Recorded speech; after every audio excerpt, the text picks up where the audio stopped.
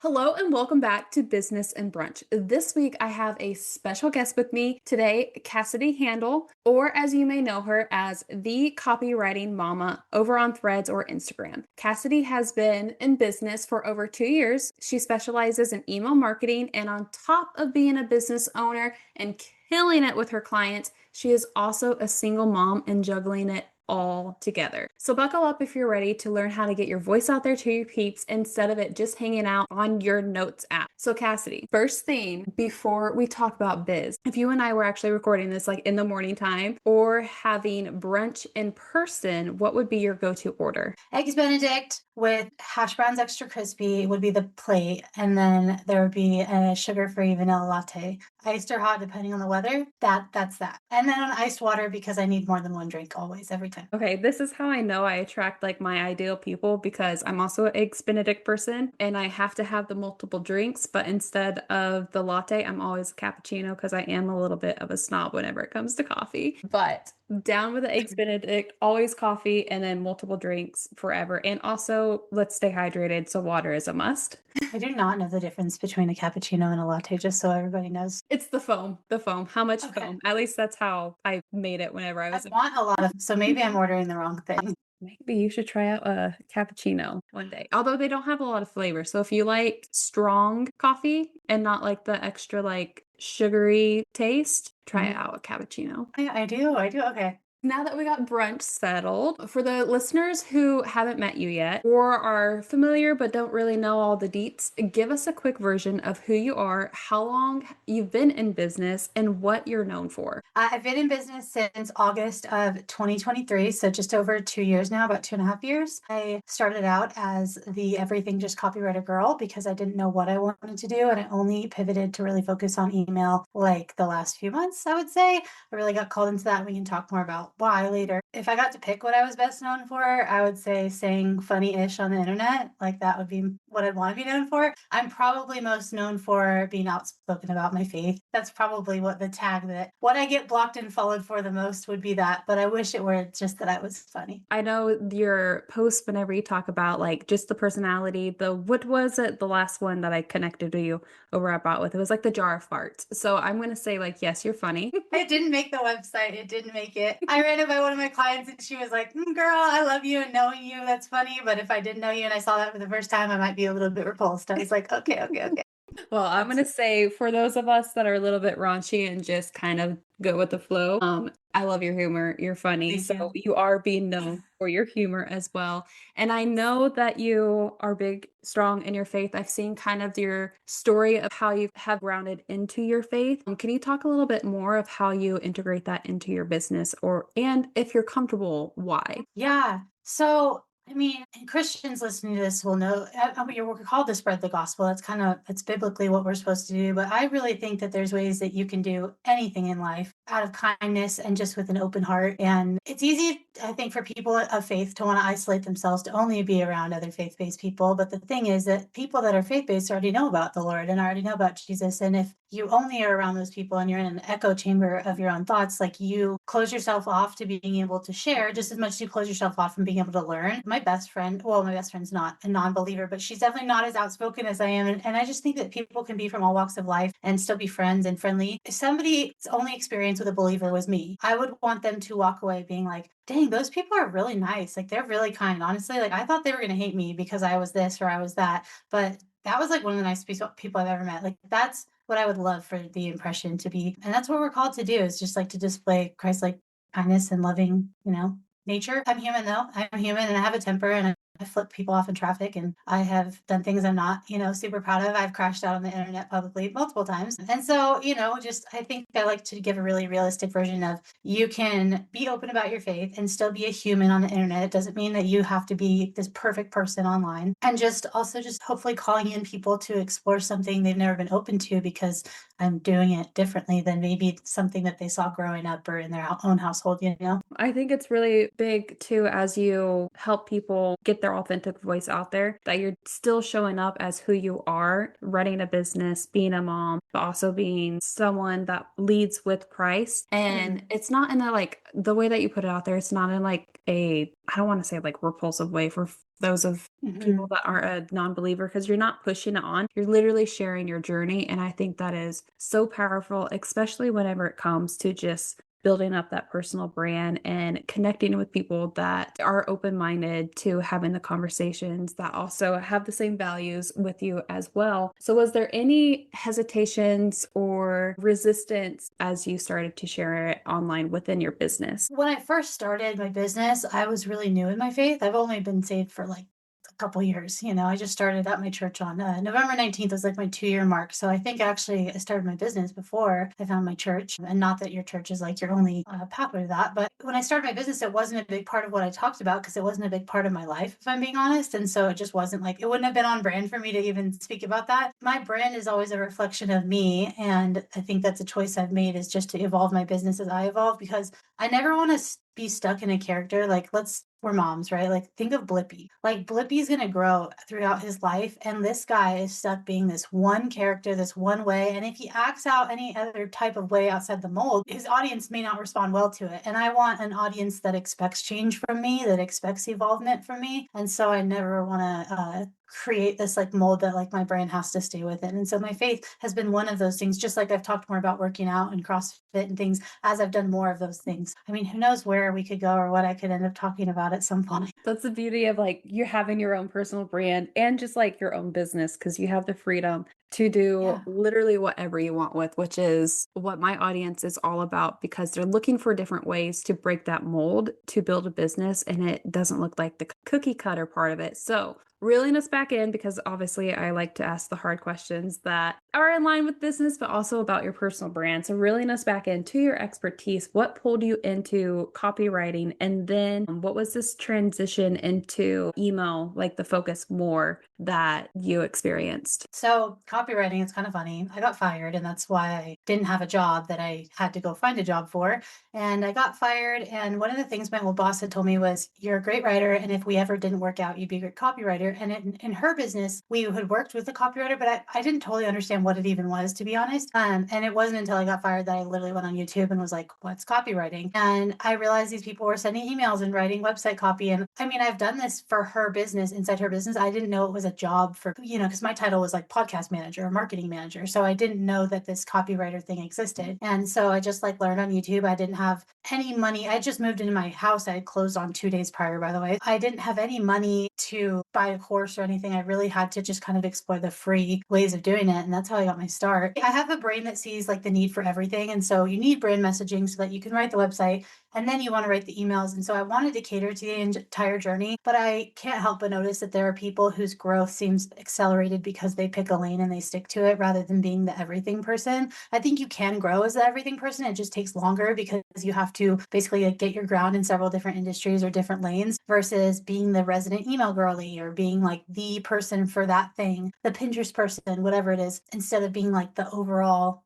everything. I see that those people grow the most and the fastest. So I picked email because as a short attention span person, I like email. It's short form, it's quick, it's punchy, it disappears as fast as a social post in the sense that it's there one day, it's gone the next, and you can reinvent yourself every day with email if you wanted to. It's a really neat perspective for email. I've Mhm. honestly like never thought of that, of how it can just disappear and you can just kind of, like you said, reinvent your way. So I want to talk a little bit about that little perspective of have you always had that perspective with email or is that something that you've kind of learned along the way? Well, I've had to do everything for my business I do for clients. Like I've written my own brand messaging, I've written my own like website copy, I've written my own sales pages and emails. And I was thinking like, what's most natural for me personally? Because I know some people would not say email is easy. Some people would say that is the hardest part of my business is writing emails. And to them, I say, you should hire me. I just felt this natural pull to go towards the thing that I enjoy. I love writing newsletters to my audience. I love that I can hit send and I'm going to get like an RE subject line. Somebody's replying within like the next 30 minutes.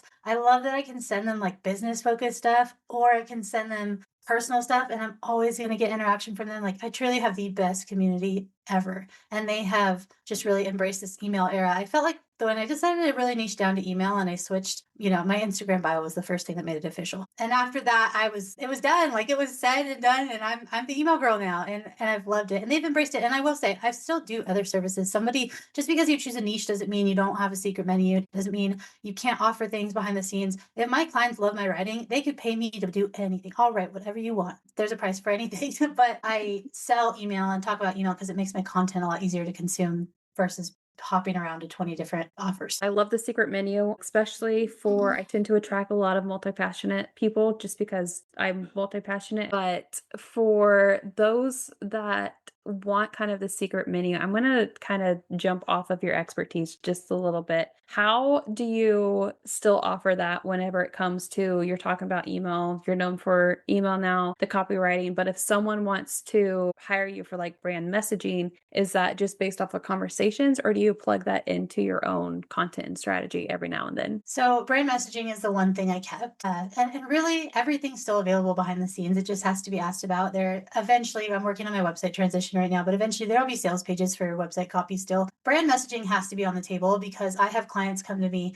that don't have it and then need it desperately, and it makes everything else so easy, so much easier. And so often, with the way that the brand messaging blueprint sells now is that it'll be a referral thing. Somebody will say, "Oh my gosh, it changed my life. I told my friend about it, so they're going to come get one from you." And, I'm never going to turn that away. It's a grueling process. It's very emotional because you have to break down so many aspects. I mean, I have to get in your brain and understand why you started your business and every intricate detail of it so that we can document it. And it's hard. It's emotional. It's a lot. I can literally do maybe 2 a month. So I can't sell an unlimited amount of those. And so for that reason, it can't be my main service. I still talk about it because it's so necessary. It has to be mentioned. Since we are on the topic of brand messaging, brand voice, I know a lot of people kind of overthink their brand voice. And so from your perspective, what do you feel like actually matters whenever it comes to creating your brand voice? One is creating a voice that you can maintain. I've seen this happen. Somebody hires a copywriter because they like that copywriter's voice, but it's like you might like that copywriter's voice on them. And if it's not your personality and that copywriter's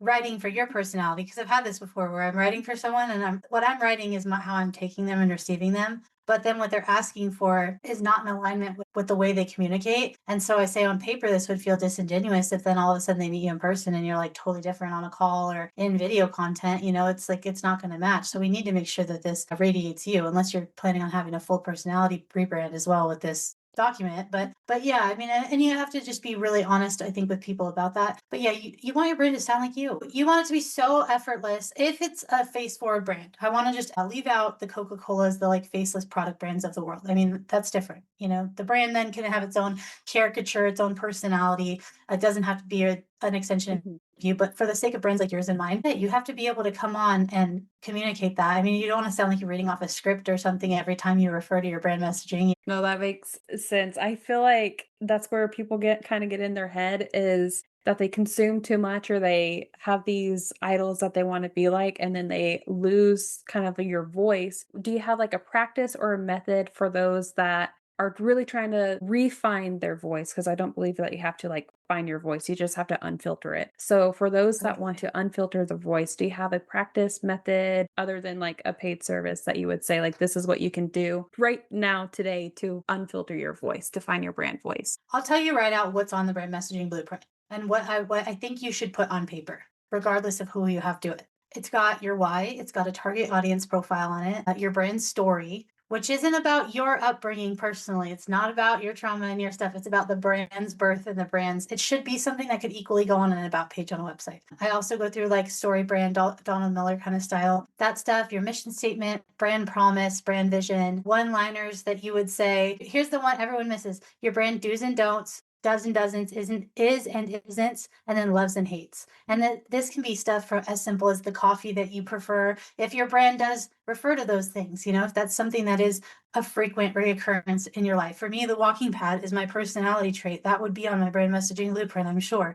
it's on it. Things like that. You want it to be documented in one place, not on a bunch of iPhone notes, not on an iPhone note period, unless you're copying and pasting this document onto your iPhone note, and just have it in one place and work through it and refine it. And it's ongoing. I always say that the brand messaging blueprint, I'm constantly going back to mine and making tweaks to it. If I say something that I'm like, that was genius. That needs to go on the brand messaging blueprint. Like always adding to it, always refining it. And then you've got this document that you can pop into AI, you can pop it into whatever and train it. Cause I know half of us like do not have the time to be writing everything from scratch. And I'm a copywriter who is pro AI. I think that you can train it to be pretty dang decent and save you a whole crap ton of time. So that have a place and have your voice and all those things on it. Mission statement, core values, brand story. It's a living, breathing document that people can actually grow with. Mhm. So, listeners, hi, I'm gonna preach to you again. You're constantly evolving and growing, and Cassidy's brand messaging blueprint is a great document resource that you can continue to grow. So now I want to kind of shift back into the fun stuff of email marketing since this is what you're known for. You're obsessed with email in the best way. Tell me, because I know I see you post about Flowdesk. Is that your go-to platform? Is that something that you would recommend to people? I used to, before I was a Flowdesk partner, prior to all this, I used to, if someone asked, what email marketing tool do you refer to? I would say it depends. If you have a big list and you want to do really robust sales funnels and crazy stuff, Kit would be the one I'd recommend. And if you don't, and you're a small business owner, you want to keep things to yourself, you want a simple user experience and prettier aesthetics, definitely Flowdesk. And since then, I've talked to the CEO on calls a couple times. We've seen so many integrations and changes. Flowdesk tells us ahead of time, like what they're bringing on and what they're, we knew about the Thrivecart integration long before it happened. And I think that Flowdesk is on the learning or on the growth curve so heavily this next year that there is not a competition. I would just undoubtedly recommend Flowdesk at this point to everybody. I don't split both ways. So yes, I'm incentivized to work with them and I get an affiliate referral, but I had used them, by the way. I had signed up with them from the beginning of my business 2 years ago because at that point I had used Active Campaign and Kit for clients. And I was like, I don't love either of those. And Flowdesk was like at the time, I felt like all the girlies who were doing digital marketing were getting Flowdesk. And I was like, I had the Stand Store Flowdesk Smack Pack like we all had, right? Like that was the vibe. I get that. I tried to go away from Flowdesk because everybody started having it, and I'm someone that's like, I don't want to do what everyone else is doing. And then I kept coming back to it because, like you said, there is really like no competition, in my opinion, with it for like how they're growing, how integrated with everything, and it's just easy to use. So, why do you think email is such an underrated growth tool, and how are you using your strategies? I want to stay in platform a little bit because I know a lot of people use Flowdesk that I attract. So, how do you use Flowdesk as a growth tool with the segments, funnels, lead pages, etc.? I'm just laughing at myself because I'm going to say this: do as I say, not as I do. I haven't sent a newsletter in 3 weeks, and that is just the reality of where my life's been lately. But my client stuff comes first, and I'm happy. I can definitely speak on those things, but just know that when I say I do this or this, I'm doing it for 5 other people, not necessarily for myself at the moment, just being realistic. Flowdesk has a very simple user experience. And I think that's my favorite part about it is like building workflows and automations. That can get really nitty gritty. Like if you've ever been on Zapier and stuff like that, it is not easy to figure out. And Flowdesk integrates with lots of the stuff most of us are using right now. I mean, I posted a blog post the other day that listed every program out and it was like 18 or something. It was a ton. There was a ton of programs that they integrate with, Honeybook, you name it. And that it makes it nice because like for something like Thrivecart, you can do an abandoned cart email and you don't even have to connect to Zap anymore. So that alone like made my life so much easier because I don't have to mess with this other third party that breaks half the time, doesn't send the link, does whatever. So frustrating. But I want to speak on the one tool that I discovered recently because I'm a newsletter header and a black text or white background signature, maybe a PS. I'm used to not touch this layouts thing, but if you click the plus sign in Flowdesk for a section, you're going to add a section to an email. You can click the button called layouts, and then it brings up all the little like different things you can put, whether it's like photo with the text on the side. I made the cutest newsletter for my real estate agent client because she has a section in her newsletter that's like reading, loving, listening, something like living for. I don't remember what it was, but it was like I could put this little layout that had like the picture of whatever she's talking about in the text. And this is design stuff that, mind you, I'm not a design strong person. Like Canva alone frustrates me to no end. And so I'm not a big visual girl. I deliver things in Google Docs and usually like pretty simple ways, like even off paid offers. I'm like, here's the Google Doc. But Flowdesk has made it very easy to look good, even if that's not your strength. Mhm. You know, like Flowdesk lets you look like you know what you're doing, even if you don't with email design. Because I'm telling you, I know nothing about email design. I know that we want it under 120 kilobytes so that Google doesn't click the email. And aside from that, I don't know anything. I like that. The simplicity, the looking good. I think one of my biggest themes with Kit or Active Campaign, I think it was Active Mm. Campaign, is it was just like plain and no like personality to it. And I was like, ew, I need a little love and spice. And like I do come from a design background, but I hated MailChimp because you couldn't like do anything good. I have tried all the email platforms out there just because I wanted to love them, never did. Wanted to be an expert at email, not. So this is why I'm having you on this podcast. So in your expertise, what makes an email good? Well, I'm going to say the copy. I think that you could have the most boring black text, white background, Arial font size 12 email. And if you said the right thing in the right way, like you can pop off with that email. Mhm. However, if you have a well-designed email and the copy sucks, nobody's reading it. And if they read that one, they're not reading the next one, promise you that. And so I think good copy is probably the number one for me. And as far as the fine details of like the preview text, the subject line, like you can't miss a beat with the whole email, and it starts there and you have to just follow it all the way down to the PS, right? So the copy from the first letter of the subject line to the last period of the last sentence. I'm telling you, like copy, nail your copy, worry about the design later, hire a designer later to make you a pretty custom email design, but get your copy down, you know? Yes. And if your copy is not your strength, then you have someone right here on this podcast too. So you mentioned subject line. So subject line and sublines I know are something that we always overthink. What in your expertise, what have you seen from your own emails, client emails, etc., makes a good subject slash subline? One thing I'll tell you is that you don't give away the meat and potatoes of the email in the subject line. People will be like, I can't ever think of good copy examples when I need them in a moment. It's like a thing. It's always on a discovery call too. I'm like, well, it'll sound better when I write it, I promise. Like, that's not reassuring at all. But you know, when an email gives like the punchline in the subject line, that's the best way I can put it. And then you know what's coming. It's like, why read the email? Or it'll be like the subject line will be like the number one thing, like you can't forget. And then the preview text will be like, why blah blah blah should be remembered. And it's like, well, now they know it's blah blah blah can't be forgotten. And they're like, cool, thanks, delete, like don't need to read the whole thing. So create curiosity in the subject line and then don't ruin it in the preview text. Like make the preview text like a double take. And sometimes you can connect them. Like if it's like a sentence, you can put like the first few words if it's a good one. But I have a formula for it, and it's something that, yeah, I just think if you don't nail your subject line, a good email can flop. And that would suck to have a good email flop because the subject lines. Now, do you personally do like A/B testing with your emails of like sending different subject lines to test? Or are you, I mean, you are good at copywriting, obviously. Do you just do the one, cross your fingers, hope it clicks, know that it's going to click, and then move on? I have one gripe with Flowdesk, and I'm going to vocalize it right now. And Dawn, Joanna, Vanity, Rebecca, Maddie, if you're listening, Natalie, we need A/B testing. That's the one thing Kit has on us, right? At this point, is that they can do subject line A/B testing. You could segment like your segment in half somehow, and then like send half and half. It'd be hard, to just split your list 50-50 and just do that. And I don't have an issue with it. Honestly, my subject or my open rates are usually around 60 to 70%. And that I'm happy enough with, but I would love that split testing just for the sake of it, just to try something, why not? And so that's my gripe. That's my only gripe. Realistic complaint. See, I'm a real one. I really love them. And that's the one thing I'm like, I would change is I'm a tester. Like coming from a paid media background, I love my A/B testing. So that was one thing that I was like, oh, we'll just send the same email to the whole list with a yeah. different subject line and have people hate me for a couple of days, which I probably know is not a good thing to do, but nah. I used to have two subject lines as a part of my email package back in the day when I had clients that had Kit, and then everyone basically at this point has Flowdesk, and so nobody can test anyway. So I'm like, here's your one subject line. Here's the one. Here's it. Okay, so since you mentioned your open rate,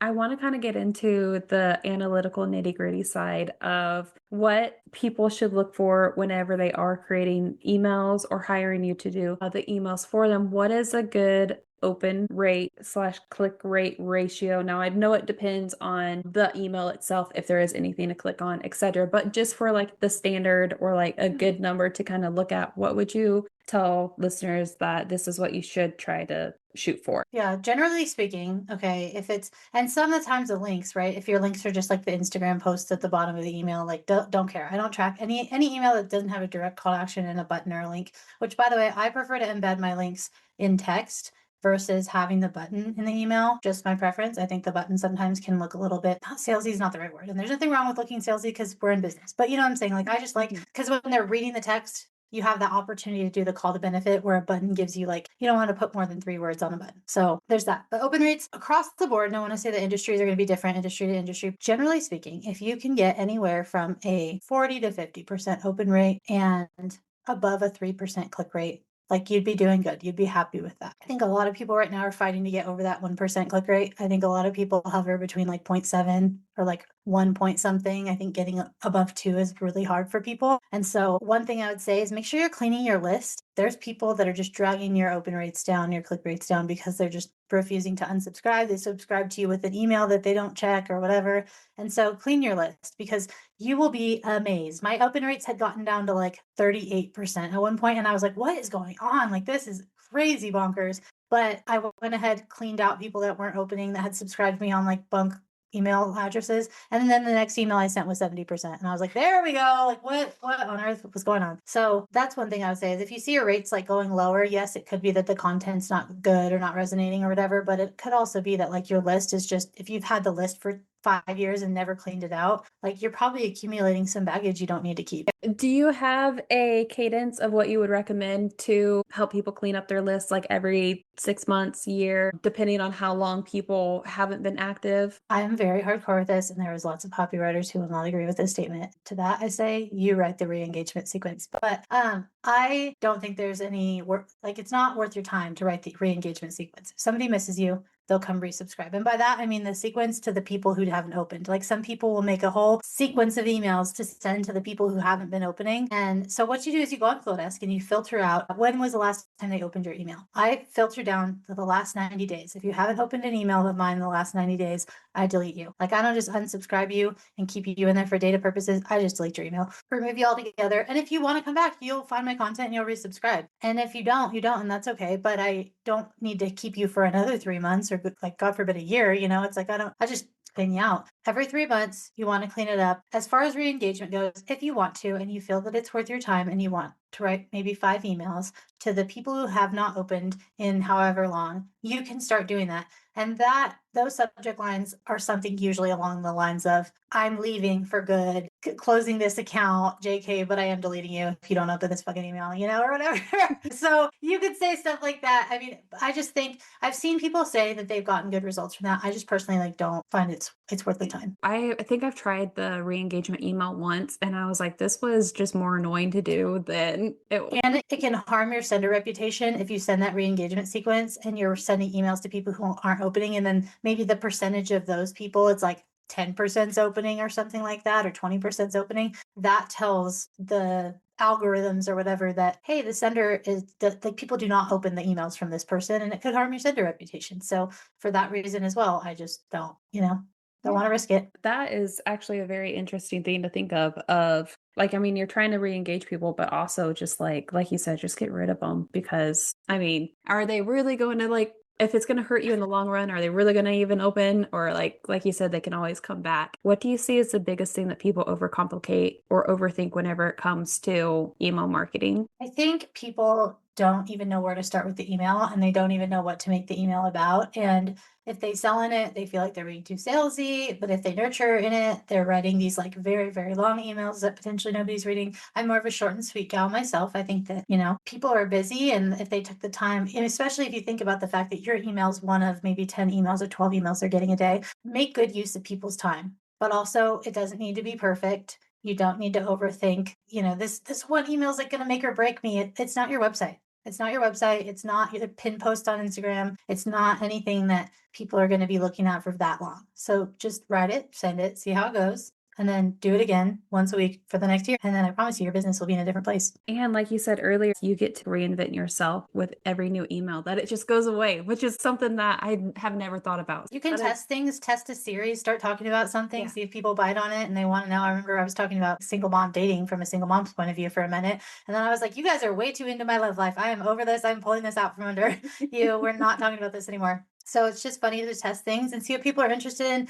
And sometimes people will want something different. And I talk about this pretty often is that people will want something different than you want to create sometimes. You'll want to create this membership about this one thing and people, it's what you would have wanted at that point in your business. But then nobody wants it. But then what they're asking for might be something either you didn't think of offering or that you didn't want to offer. And that's where you have to decide like, do you want to run a profitable business or do you want to run an expensive hobby? Totally up to you. But like I personally have a mortgage to pay. And so even if I wanted to do something, if my like clients are saying, well, the money's right here and we want this right now, like sometimes I'm going to do that thing, even if it's not what I wanted to do. That is a really good point of the profitable business versus the expensive hobby. Now, whenever it comes to not knowing how to get started, we're going to segue into a little bit of repurposing because I think that's a really great segue. Are you on your strategy, on your process, your framework, are you repurposing email content into social media content, or do you suggest to do social media content into email content? I only write one email or two emails, right, for every like 5 or 10 posts I make. And so for me, I have a lot more content and a lot less emails. And so I like to use the content as an opportunity to test things. And you'll notice on threads, I just pop it off. Sometimes it'll be 7 in a row because I'm like, bing, bing, boom.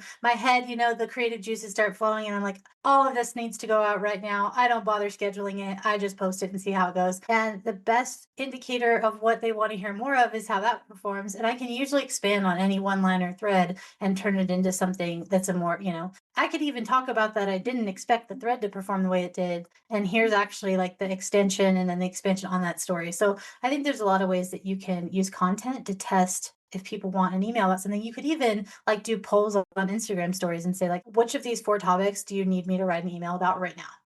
And just see what your audience wants. That's another good point for our listeners is use your audience to actually help create your content, create your strategy. I know back in like the 2020, 2021 days of it, that was like frowned upon of like, why am I asking my audience what I should write when I am like the expert? But I think the mindset one has shifted. And again, it's just like market research. And it doesn't mean that you're not an expert if you're saying like, hey, what do you want to hear from me today? Which is another great way for our listeners to get started with email. Can you walk us through one example of one piece of content that you saw on threads pop off? Did you then turn that into like an email to like increase your conversions? My best performing email, like my most money making email I've ever sent, was actually not about my offers. It was an affiliate email. And it was the shortest, rinkiest, dinkiest little email I threw together in a second. And I ended up winning like the sales for that affiliate thing. And there were some really big creators that sell her stuff that I thought that they had been sending because I was getting their newsletters. They had been talking about her stuff all week long. And I think people don't want this answer, but I think luck has to do with it too. I think sometimes there's not a perfect time of day to send. There's not a perfect day of the week to send. I would say depends on your audience. I think that email I'm telling you about right now might have been a Saturday email, but you've got to play with things and you got to be willing to test things and see what works. There's not going to be a 30-day email content calendar plan that's going to work for everybody and anybody in any industry. So I would say for me, that was the coolest email return experience ever. Was like, I was like, did that happen? Can I make $1,000 every time I send an email? Like, can that just happen? Because that was so sick, But it just goes to show you that you could even be selling someone else's stuff on your email list and make money from that. If you just write the right email and send it to the right people at the right time, the biggest thing is having people on that list that are engaged. Clean that list, friend, and keep people on there that want to hear from you and want to buy your stuff. Because we all have those people in our community who, no matter what we talked about, they would buy it. You want 1 million of those people on your email list. Those are the people that you want around you. The people who are like, you could sell farts in a jar and I would buy it. There we go. Now we get to use the line. For those of you that weren't here for the thread, that was a thread we made. But yeah, so building a diehard community that actually wants to read your stuff and hear from you. Sell to them plenty, but provide them plenty of value too. Make it worth their time. Post social posts that do well online, social posts that perform well, turn it into an email. You can even turn the creation of that social post, the behind the scenes of that post, into an email. You don't necessarily have to expand on like that one thing. Does that make sense? Basically, what you're saying is that your email marketing strategy is limitless and you can just do whatever you want. Yeah, that's been a thread before is